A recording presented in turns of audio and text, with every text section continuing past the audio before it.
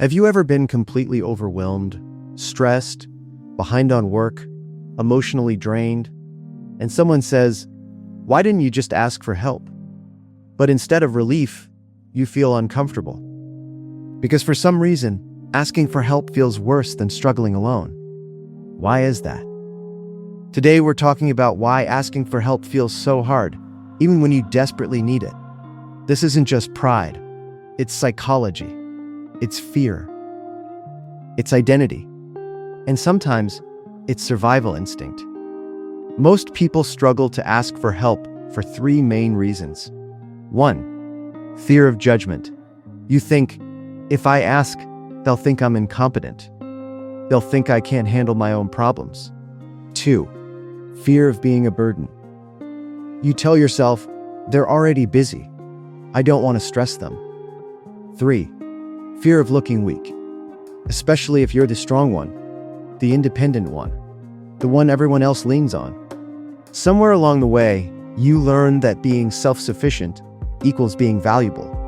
So asking for help feels like losing status. Let's make this real. Imagine you're drowning in assignments. You haven't slept properly. You don't understand the material. You could message a classmate, but instead, you stay up all night struggling alone. Why? Because your brain whispers, if they explain it easily, you'll look stupid. Or imagine you're emotionally overwhelmed. You want to text a friend and say, "I'm not okay," but you delete the message.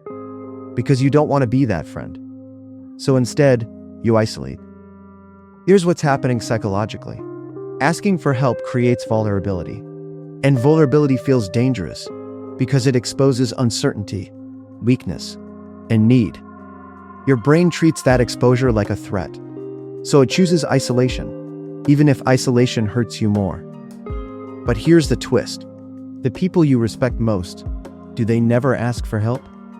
Or do they know when to? Confidence is not, "I can do everything alone." Confidence is, "I know my limits, and I'm secure enough to ask when I need support."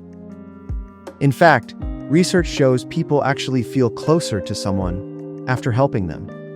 When you ask for help, you're not lowering your value. You're creating connection. The real weakness isn't asking. It's letting your ego sabotage your growth. Think about this. If your friend came to you and asked for help, would you see them as weak? Or would you feel honored they trusted you? Exactly.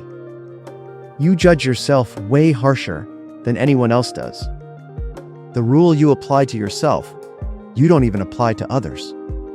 So why are you holding yourself to a different standard? You avoid asking for help because you fear judgment.